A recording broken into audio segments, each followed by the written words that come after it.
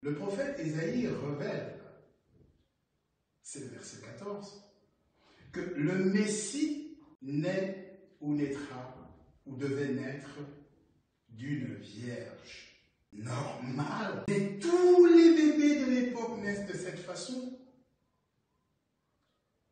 Il est temps de redire des choses indiscutables. Il existe dans l'existence d'un membre de la jante féminine, conformément à la loi de Moïse, 3 étapes distinctes, successives, cumulatives et impératives. Ces 3 étapes, les voici.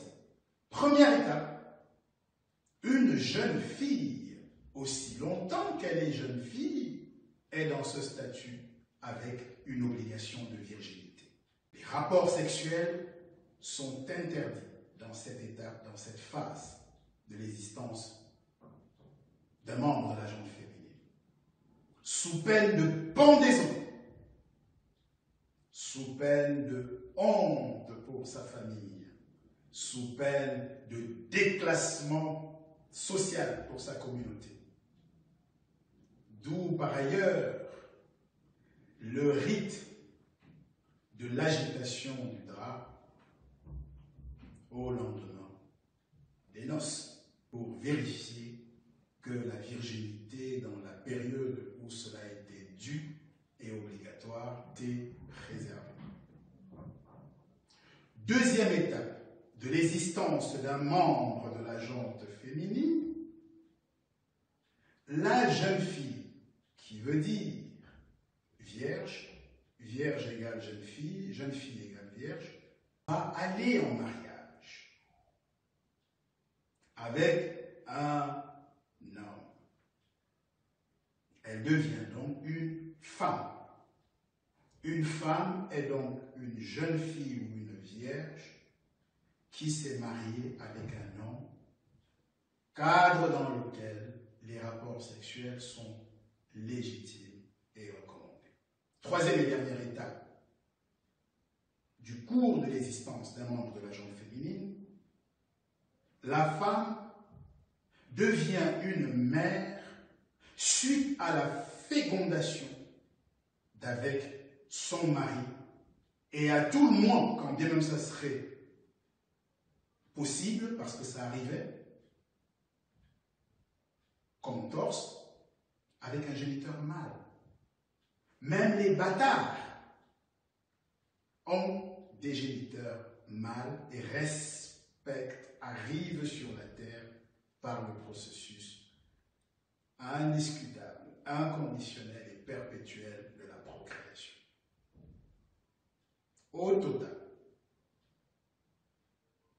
il n'est donc pas spectaculaire que le véritable Christ, notre Messie, soit arrivé sur la terre par une vierge.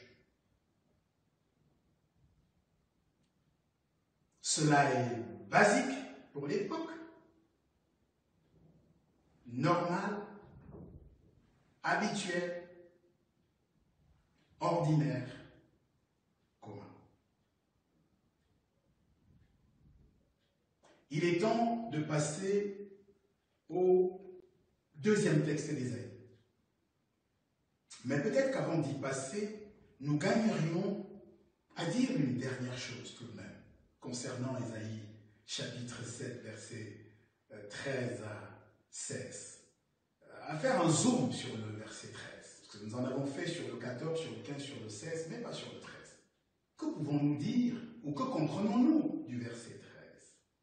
Ce texte a été foulé aux pieds. On en a dit n'importe quoi. Pour tenter de justifier la transaction virginale, pour tenter de faire avaler la couleuvre de la corruption virginale. Ésaïe 7,13 stipule: ô maison de David, écoute. Le prophète Ésaïe s'adresse donc spécifiquement à la maison de David. Il ne s'adresse pas à la totalité des maisons de la totalité des tribus d'Israël, ou des enfants de Jacob, mais seulement à la maison de David. Verset 13 et d'Ésaïe 7. Il n'est pas écrit au verset 14. Le Seigneur fera un miracle. Non. Il n'est pas écrit que le Seigneur accomplira un prodige. Non plus. Il est bien écrit dans Ésaïe 7, 14. Le Seigneur vous donnera un signe. Un signe n'est pas un miracle. Un signe n'est pas un prodige. Un signe, c'est un signe. Le grand signe que la descendance d'Abraham et la postérité de David, de toute génération, selon la promesse divine d'un Messie, a toujours espéré était que Dieu suscita un fruit des entrailles de David pour l'installer à perpétuité sur le trône de David en tant que Messie. Est-il encore utile à ce stade de préciser que ni la Vierge, ni son fils hybride n'appartiennent à la maison de David, comme l'impose le verset 13 d'Ésaïe 7.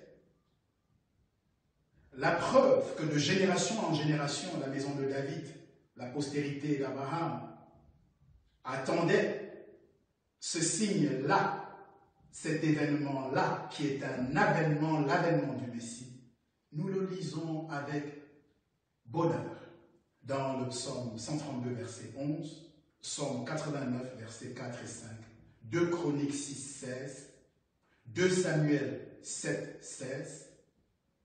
Nous pouvons très utilement y ajouter Acte 2, 30, Acte 13, 23, Romains 1, le verset 1 et le verset 3.